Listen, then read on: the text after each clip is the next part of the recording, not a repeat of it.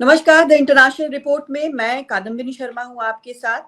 और आज की जो एक बातचीत है, हमारे साथ एक बेहद खास मेहमान जुड़ रहे हैं। लेकिन उसके पहले मैं आपसे पूछूंगी कि आप आसियान से क्या समझते हैं, क्योंकि इंटरनेशनल रिपोर्ट पर आप कई रिपोर्ट्स देखते रहे हैं, सुनते रहे हैं, एनालिसिस सुनते रहे हैं, रिपोर्ट्स देखते रहे हैं। आसियान से क्या समझते हैं? ये है association of south east Asian Nations. इसमें आपको बताती हूँ कौन कौन से हैं। ब्रुनेई दारुसलाम है, कंबोडिया, इंडोनेशिया, लाओ PDR, Malaysia, Myanmar, Philippines, Singapore, Thailand, Timor Leste, Vietnam. इनमें से कुछ ऐसी भी जगहें होंगी जहां आप गए होंगे या जाना चाहते होंगे, या फिर कई ऐसी तस्वीरें देखी होंगी जहां लगता होगा कि अरे ये तो भारत से बहुत क्लोज है, बहुत सारी चीजें मिलती जुलती हैं। लेकिन मिलते जुलते रहना, बहुत ज्योग्राफिकली पास होना, इसका ये मतलब नहीं है कि वो भारत का ही हिस्सा है। वहां पर भी फॉरेन पॉलिसी अप्लाई होती है, उसके ऊपर भी हमारे डिप्लोमेट्स को काफी काम करना पड़ता है, क्योंकि नजदीक होने का भी अपना चैलेंज है। और इसको लेकर एक बेहद खास किताब लिखी है फॉर्मर एम्बेसडर गुरजीत सिंह जी ने। सर, आपका बहुत बहुत स्वागत है।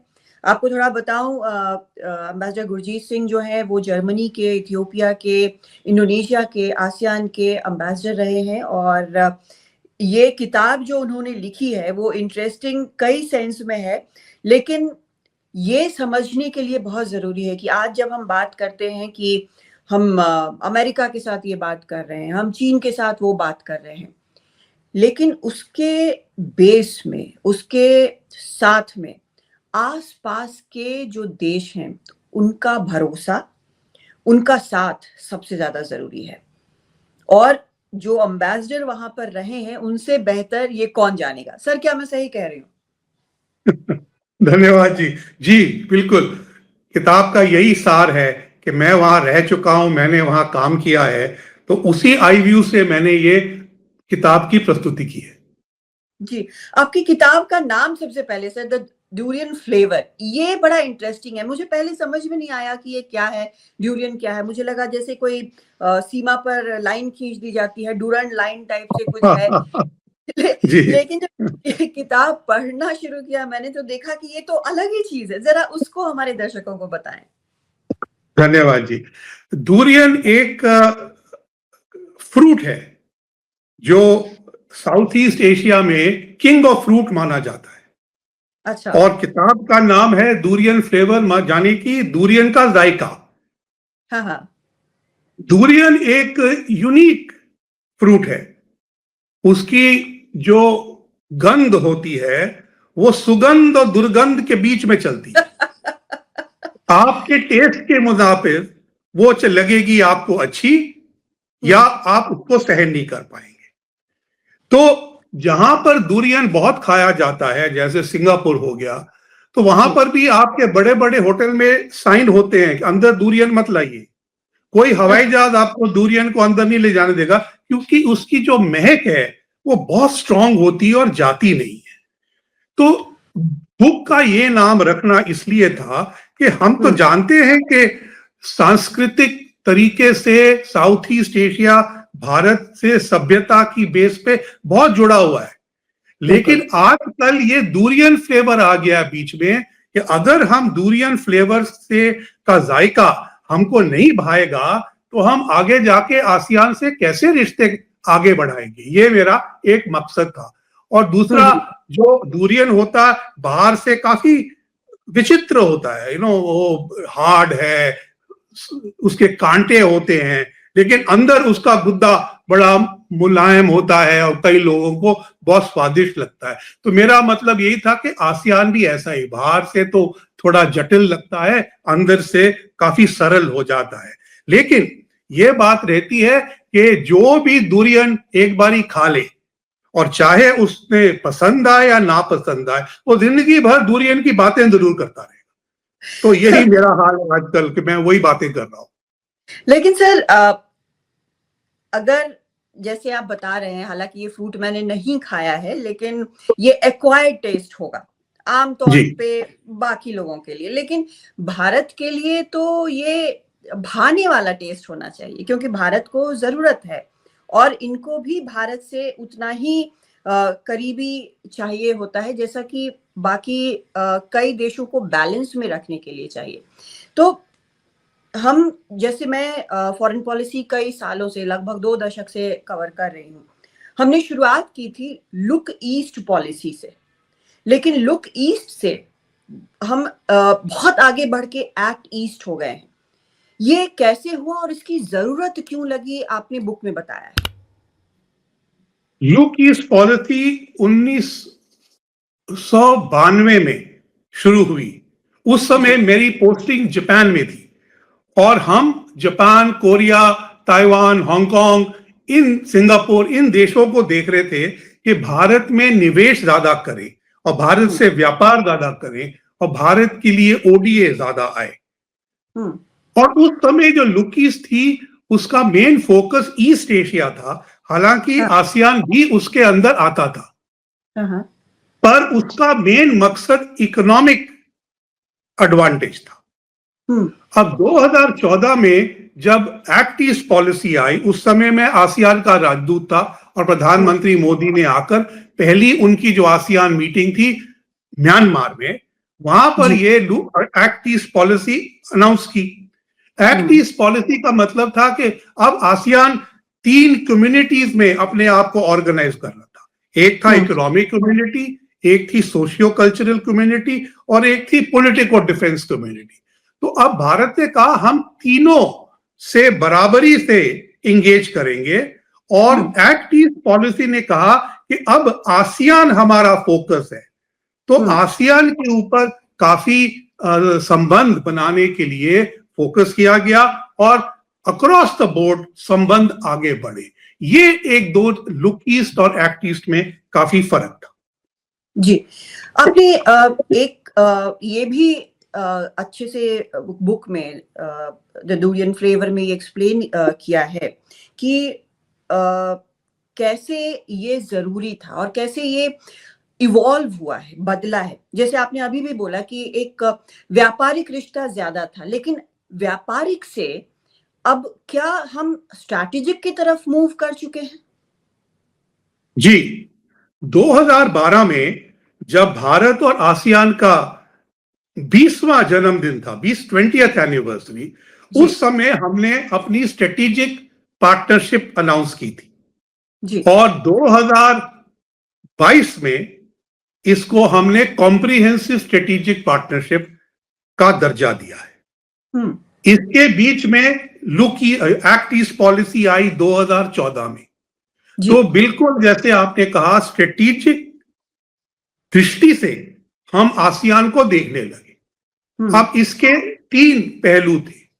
सबसे कमजोर पहलू उससे पहले था कि हमारी पॉलिटिकल मीटिंग्स तो होती थी, लेकिन सिक्योरिटी एरिया में कोई ज्यादा काम नहीं होता था।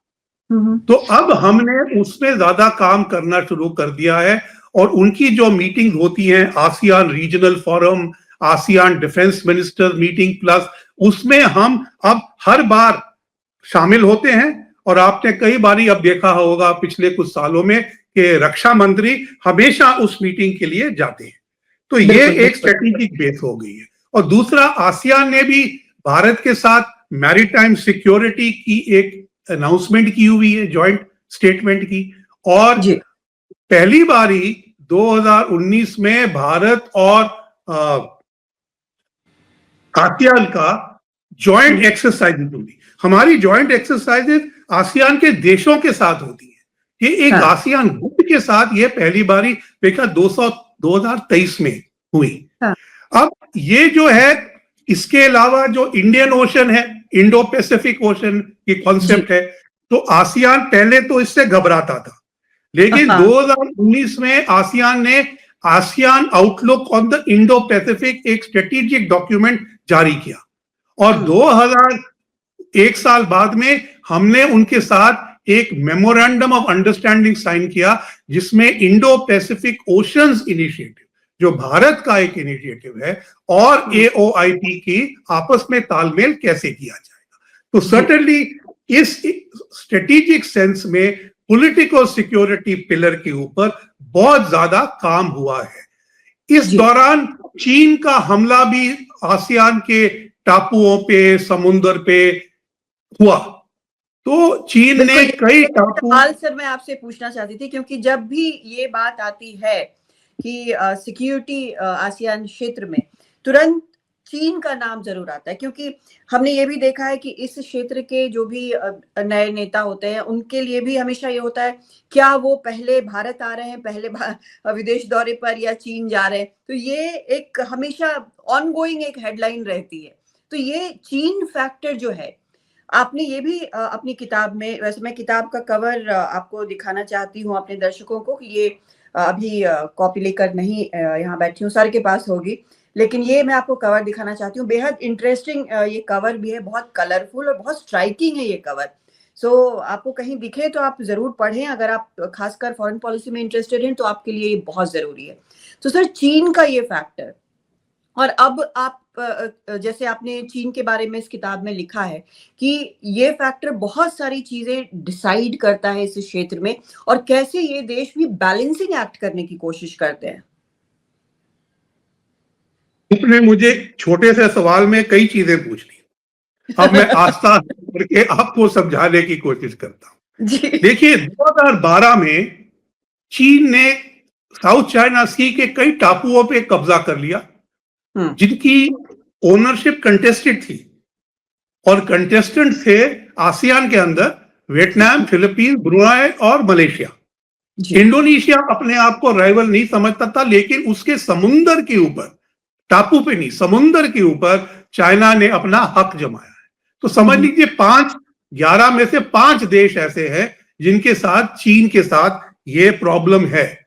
अब दूसरी रही बात कि क्योंकि ये चीन ने ऐसे किया, कई आसियान के देश हैं जो चीन के समर्थक हैं। तो 2012 से एक यूनानिमिटी जिसके ऊपर आसियान चलता था, कंसेंसस, वो नहीं बन पाता है चीन के ऊपर। तो एक क्लीवेज हो गई है। दूसरी बात है कि अब चीन कभी वियतनाम से झड़प खा लेता है, आजकल फिलीपीन से कर लेता है। तो हर देश अलग अलग तरह उनसे डील करता है।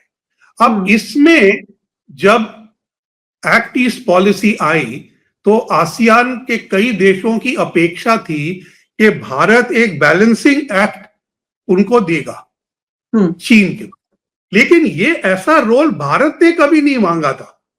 बिल्कुल। हमारी नेवी वहां पर जाती थी, और जब भी उनको कोई दुविधा आती थी, आसियान के ज्यादातर जो समुद्री देश हैं वो रिंग ऑफ फायर में है, तो वहां अर्थक्वेक, वोल्केनो, सुनामी आती रहती है। तो भारत के जो शिप्स पेट्रोलिंग जाते हैं साउथ चाइना सी में, वो सब इक्विप्ड होते हैं कि अगर कोई ऐसे हादसा हो गया तो हम इमीडिएटली मदद वहां कर देंगे। ये हमारा वहां इमेज है। लेकिन वो समझते हैं हमारी नेवी चाइना नेवी को एक पॉलिटिकल बैलेंस में रखेगी। ऐसा रोल हमने नहीं सीखा, लेकिन कई आसियाई देश हमें ऐसे देखते हैं। अब चीन उनका सबसे बड़ा इकोनॉमिक पार्टनर बन गया है। ट्रेड, दोनों तरफ की ट्रेड, कोविड के जमाने से वो एक दूसरे के सबसे बड़े ट्रेडिंग पार्टनर है। अब चीन की तो इतनी बड़ी ट्रेड है, हमारी तो 133 बिलियन है, तो कोई कंपैरिजन नहीं है। लेकिन भारत का जो ट्रेड और इकोनॉमिक एंगेजमेंट का महत्व आसियान के लिए है, वो हमें निकालना नहीं चाहते हैं। वो चाहते हैं कि हम और बढ़ें। तो ये एक किताब का मुद्दा है कि क्या चीन हमारे बीच एक दीवार बन के खड़ा रहेगा। और मैंने कई सुझाव दिए हैं कि हमें एक दूसरे को डायरेक्ट आंखों में आंखें डाल के देखना चाहिए और चीन के तराजू में नहीं तोलना चाहिए। तो उसलिए मैंने कई सुझाव दिए हैं जो हम चीजें कर सकते हैं जिनमें चीन का कोई रोल नहीं है और चीन उसमें कोई अनॉयड होने का भी कोई रीजन नहीं है। तो मेरी लास्ट 2 चैप्टर्स में ऐसे कई मुद्दे हैं जो मॉडर्न हैं, जो मैं समझता हूं भारत और आसियान एक दूसरे को ग्लोबल साउथ की नजर से देखें तो अपने आप ये चीन का मुद्दा रिजॉल्व हो जाएगा। सर, अगर 2-4 फैक्टर्स आप यहाँ हमारे दर्शकों के लिए शेयर कर दें कि क्या लुक ईस्ट से एक्ट ईस्ट और आगे क्या हो सकता है? क्या हम इसको एक अलग प्लेटफ़ॉर्म पे ले जा सकते हैं? क्योंकि अब दुनिया जिस तरह से बहुत एक फ्लेक्सिबल सिचुएशन में है, वॉलेटाइल सिचुएशन में है, इंडो पैसिफिक में हम अमेरिका का जिस तरह से देख रहे हैं हिसाब-किताब, वो बिल्कुल अलग है। मिडल ईस्ट के हालात अलग हैं। कुछ चीज़ें जो फॉरेन पॉलिसी के हिसाब से कई सालों के को देखते हुए उसके कॉन्टेक्स्ट में बनाई जाती हैं, वो सब उथल-पुथल होते नज़र आ रहा है। और जो आज की तारीख में जो मिडल ईस्ट में हुआ है या जो यूक्रेन में हो रहा है, इन सब को देख के जो देश अपने आप को मिलिटरीली बहुत स्ट्रॉन्ग समझते हैं, वो भी कहीं न कहीं इसमें नोट्स ले रहे हैं। तो ऐसे में भारत को आसियाई देशों के साथ आगे look east, act east, what next? क्या करना चाहिए? तो जो लुक ईस्ट थी वो एक single unit, single factor policy थी। एक्ट ईस्ट फ्लेक्सिबल और मल्टी एसेट पॉलिसी है, और इसके साथ अब पहले सागर और अब महासागर की जो नीति है वो जुड़ी है। इसके साथ हमारे जो संबंध बिम्स्टेक के साथ है या इंडियन ओशन रिम एसोसिएशन के साथ है वो जुड़े, क्योंकि कई आसियान देश उन चीजों के भी सदस्य हैं। और मेकॉन्ग गंगा कोऑपरेशन, तो ये सब चीजें हमारे साथ चलती हैं, तो इसमें बहुत फ्लेक्सिबिलिटी आती है। अब जब क्वाड बना, और क्वाड और Indo Pacific Chinese action in South China Sea का रिएक्शन था, और चारों क्वाड देश आसियान के ईस्ट एशिया समिट के पार्टनर्स हैं और उनके डायलॉग पार्टनर्स।